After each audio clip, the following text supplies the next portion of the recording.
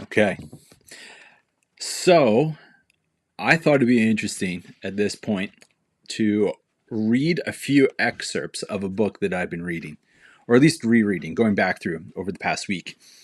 I usually have not recorded these as videos as well. So this is a podcast in which I am also recording the video and uploading it up to YouTube. So hopefully this goes well. This could be a train wreck, but I don't know, why not? So the past week, I've been revisiting Living Buddha, Living Christ by Thich Nhat Hanh.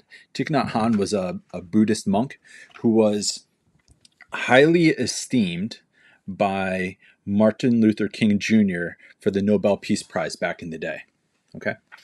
And he was great friends with Thomas Merton, the Trappist monk that lived in Kentucky, in Trappist, Kentucky, at Our Lady of Gethsemane Abbey. But here's the thing.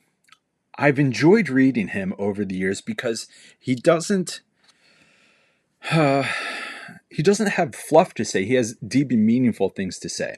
And somewhere along the way in my own path, I started to just start integrating insights from other faiths, other frameworks, other backgrounds. And then I came across some other things that said a mature person is someone that knows how to incorporate the best of other traditions.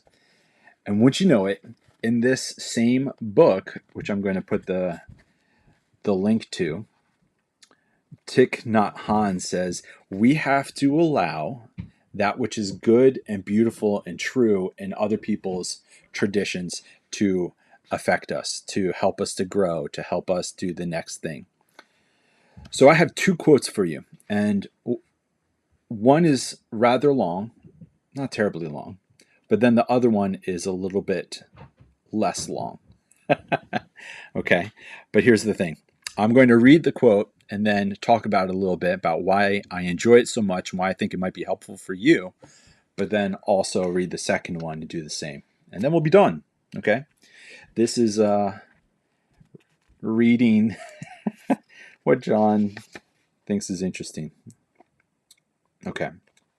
This is from chapter 7 of Living Buddha, Living Christ. Listen along to what a Buddhist has to say about Christianity. There is a deep malaise in society. We can send email and faxes anywhere in the world. We have pagers and cell phones, and yet in our families and neighborhoods, we do not speak to each other. There's a kind of vacuum inside of us, and we attempt to fill it by eating, reading, talking, smoking, drinking, watching TV, going to movies, and even overworking. We absorb so much violence and insecurity every day that we are like time bombs ready to explode. We need to find a cure for our illness. Many of our young people are uprooted. They no longer believe in the traditions of their parents or grandparents, and they have not found anything else to replace them. Spiritual leaders need to address this very real issue, but most simply do not know what to do. They have not been able to transmit the deepest values of their traditions, perhaps because they themselves have not fully understood or experienced them. When a priest does not embody the living values of a tradition, he or she cannot transmit them to the next generation. He can only wear the outer garments and pass along the superficial forms. When the living values are absent, rituals and dogmas are lifeless, rigid, and even oppressive. Combined with a lack of understanding of people's real needs and a general lack of tolerance, it is little wonder that the young feel alienated within these institutions. Buddhism, like Christianity and other traditions, has to renew itself in order to respond to the needs of the people of our time. Many young people all over the world have abandoned their church because church leaders have not caught up with the changes in society. They cannot speak to the young people in the kind of language the young can understand. They cannot transmit the jewels they have received from their ancestral teachers to the young. That is why so many young people are left with nothing to believe in. They feel uneasy with their church, their society, their culture, and their family. They don't see anything worthwhile, beautiful, or true. We need roots to be able to stand straight and grow strong.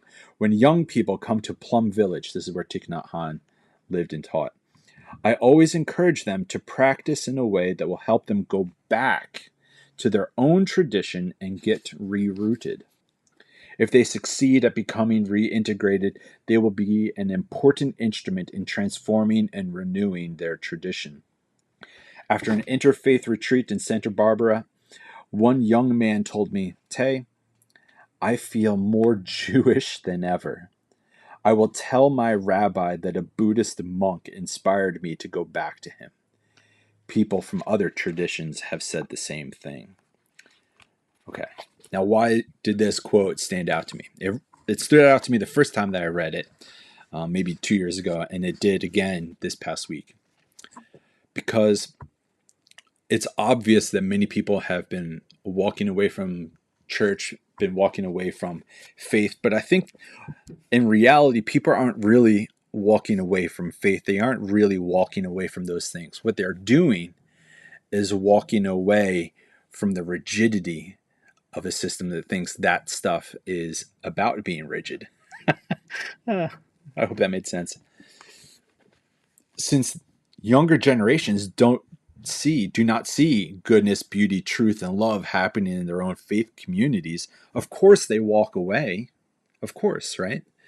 And if all young people see is the church as an institution with which to belong, even when it's ugly, not telling the truth, right? Goodness, beauty, truth. Oh, if it's actually got evil practices, absolutely. Or if it's being unloving, then of course. Why would they want to belong to a place and belong to a community, an interpretation of the faith that's not interested and seeking after goodness, beauty, truth? You see, it makes obvious sense. But I'm going to give a shout out to a woman, Cindy. I just had a conversation with her earlier today, and we talked for about an hour and a half.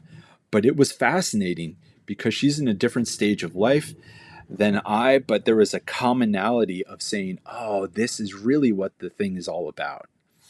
And it's so fascinating to sometimes come across you people that reach out to me, and either we do a Zoom meeting or a meet up in person, and we have these 2 or 3 hour conversations that really are invigorating even to me and reinforce for me my own understanding that Christianity is actually full of goodness, beauty, truth, and love, but that some expressions of it that we see today are not so much.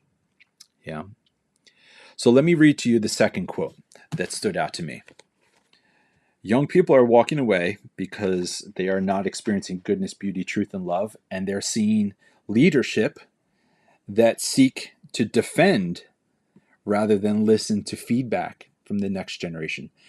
I really think that there's a mistake happening, that devotion to the institution is being misunderstood as devotion to Jesus.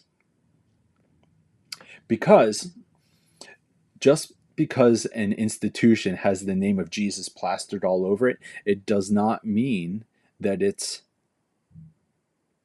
beyond being held accountable, right? Oh. And so, of course, Jesus has the ability to critique his church. And one of the ways in which Jesus critiques the church is by people that maybe are a fresh set of eyes, the next generation. Maybe it is from people that are choosing to walk away from the institution. What would it look like for a church to seek out feedback from the people that have left it as they're walking out the door, rather than just lament, oh, they left the faith, they left our community, let's just lament them losing their devotion. So anyways, let's read the second quote. I hope this isn't too negative. We're going to make it hopeful, don't worry. This is from the same book. Speaking of Buddhism, it says, in the beginning, we might have embarked upon the path of Buddhism thanks to a belief in reincarnation. But as we continue to practice and touch reality, our beliefs change.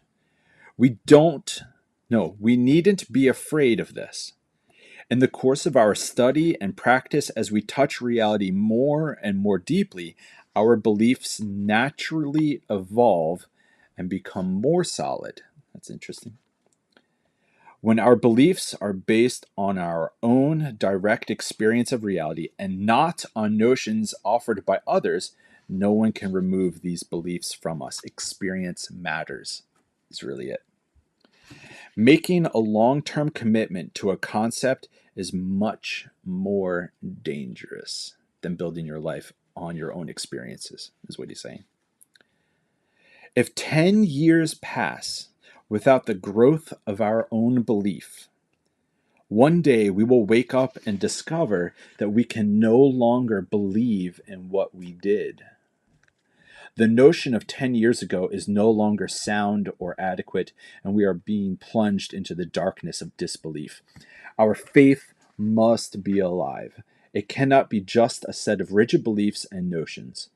Our faith must evolve every day and bring us joy, peace, freedom, and love. Faith implies practice, living our daily life in mindfulness. Some people think that prayer or meditation involves only our minds or our hearts, but we must also pray with our bodies, with our actions in the world. And our actions must be modeled after those of the living Buddha or the living Christ. If we live as they did, we will have deep understanding and pure actions, and we will do our share to help create a more peaceful world for our children and all of the children of God. Now, Thich Nhat Hanh, obviously, he comes from the Buddhist tradition. But it's fascinating, this book that's about both traditions, about Buddhism and Christianity, living Buddha, living Christ.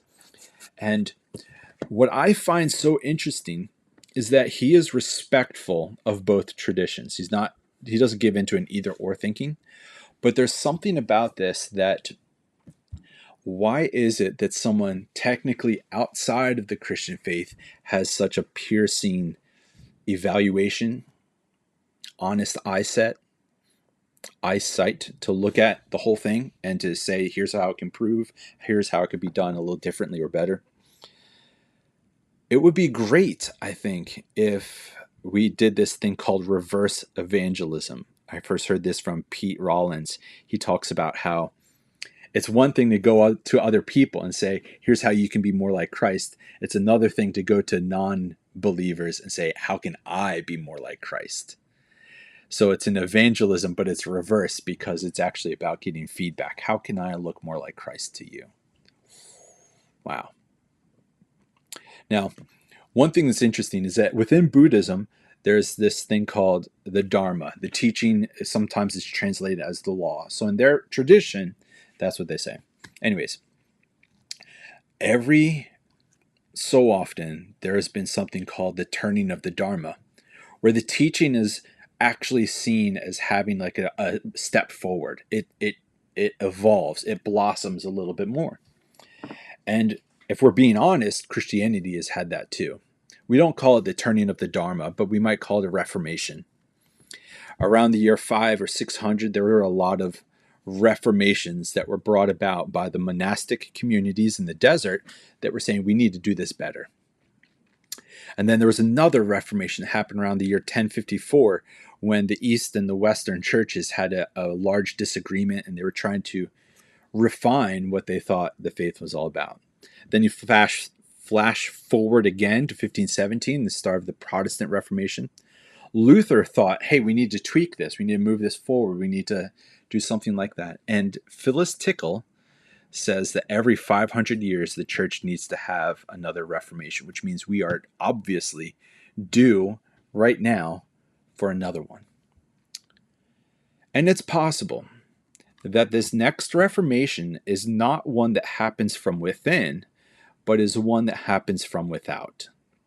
Meaning, what if the next reformation is one in which Christianity turns outward and asks the world, how can we be more like Christ? To turn to the next generation and ask them, can you give us some feedback about what we can do differently, where you see our pitfalls are, what are our mistakes? Have a posture of learning, have a posture of humility. What would it look like for the church to turn outward and ask other traditions on purpose, how do you think our tradition needs to be more like Christ? That's a game changer, isn't it? So, all this goes to say, Thich Nhat Hanh over the past week has been kind of batting around in my mind. And I do think he has some legitimate insights that need to be listened to, that need to be adhered to, maybe implemented. And there seems to be this reality that as we step more and more into this internet world, a global worldview, it might be that the East and the West have to start learning from each other's wisdom. Which is interesting, because I think there was a point in my life when I thought maturity in faith was by purity of teaching. It was by, no, is that not Christian? Then we're not going to listen to that. And so you push it out. Maturity is defined by only listening to things that are properly Christian. Whereas more recently, my understanding is that maturity comes more so by learning how to integrate the best insights of other traditions. Not to say you compromise. That's not what I mean. I don't mean that you syncretize or that you blend the two together. But there's something very true. And actually, the Catholic Church even agrees with this. Anyone who follows Jesus is free to accept truth no matter where it comes from. In the words of Tertullian, the early church father, all truth is God's truth. So no matter where it comes from, it's not necessarily a threat. If you hear a truthful statement from a Buddhist, cool, integrate it. If you hear a truthful statement from a scientist, cool, integrate it. From a mathematician, cool, integrate it. From a Sufi, cool, integrate it. From a rabbi, cool, integrate it. All truth is God's truth. Whether or not it actually has this banner over it that says, oh, this is a Christian truth. That's not how it works. There's only one truth, right? And all truth is God's truth. Sometimes we give something the title of being Christian, not just because it's true, but because to us it feels safe. It feels like it's from one of us. And that's not necessarily how the Holy Spirit works. And I say that because I want to say it's Walter Brueggemann. I could be wrong. Walter Brueggemann, I think, says that if the church will not raise up preachers and teachers and prophets, then the Spirit will raise up preachers and teachers and prophets in other traditions. To take on the task of God, to speak the truth in love, to be embodiments of goodness, beauty, truth, and love, no matter where it happens. So all this goes to say, let's wrap this up. As you go about your week, I would highly encourage asking for feedback more than anything else. Ask feedback from people around you. What do they say? How could the Christian tradition be more like Jesus according to them? In what ways would they say those that say that they're Christians are actually not very Christ-like? That'd be very interesting. So maybe put down the task of evangelism for a bit and instead just ask for feedback for a bit. Maybe even go read some Thich Nhat Hanh in this book as well. Okay. But then also try to think about, you have your own, quote unquote, for lack of a better term, turning of your own Dharma. The laws of your life, the things that you've structured your life around, they might need to have a turning of the wheel themselves.